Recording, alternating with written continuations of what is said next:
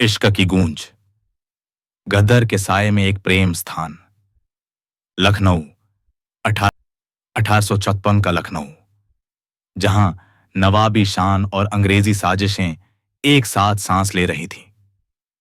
Residency के पास एक भव्य सभा आयोजित की गई थी, जिसमें अंग्रेज अफसर और भारतीय रियासतों के प्रतिनिधि आमंत्रित थे। उसी शाम, जब हवा में सितारों की महक थी, त्रिशा पहली बार आरव सिंह से टकराई। त्रिशा एक अंग्रेज अफसर लॉर्ड विलियम्स की बेटी थी। गोरी चमड़ी, नीली आंखें, पर दिल में भारतीय तहजीब के लिए एक कोमल जगह। और आरव सिंह, एक कुलीन जमींदार परिवार का उत्तराधिकारी और गुप्त स्वतंत्रता सेनानी, जिसकी आंखों में विद्रोह की चिंगारी और चाल में स्वाभिमान की गर्जना थी।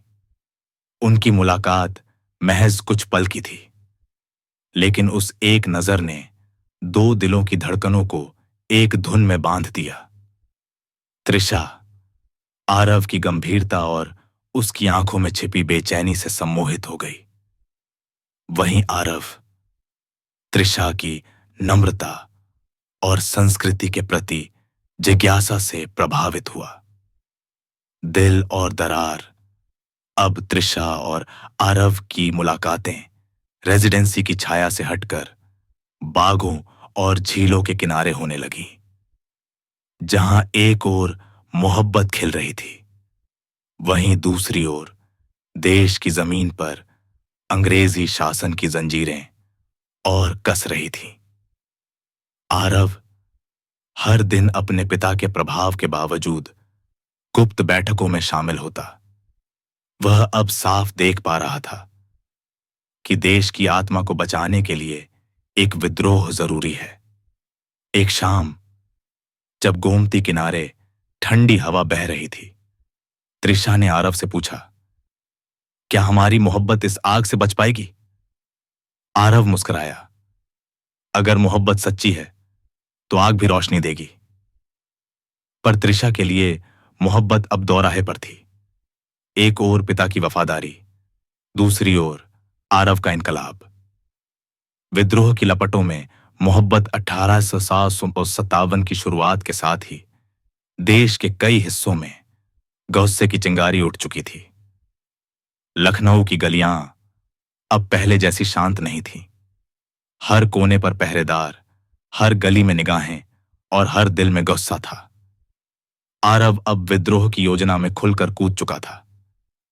वहीं त्रिशा दिल में डर और प्रेम लिए धीरे धीरे एक गुप्त सहयोगी बन चुकी थी। वह अपने पिता की फाइलें चुराकर आरव तक पहुंचाने लगी। वो एक अंग्रेज की बेटी थी, but her heart now beat for India. मई की एक दोपहर, जब मेरठ से बगावत की लहर लखनऊ पहुंची, आरव ने तलवार उठा ली। उसने विद्रोह की सेना की अगुवाई की और पहली गोली चलाने से पहले बस एक बार त्रिशा को देखा। अंतिम मुलाकात में आरव ने उसका माथा चूमा और कहा, अगर जिंदा बचा तो तुझसे फिर मिलूंगा।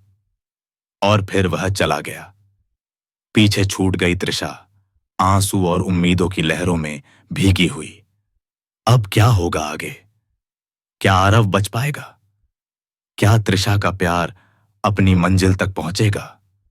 क्या विद्रोह की आग इन दोनों को जला देगी या एक नए सूरज की तरह उगाएगी? Please continue.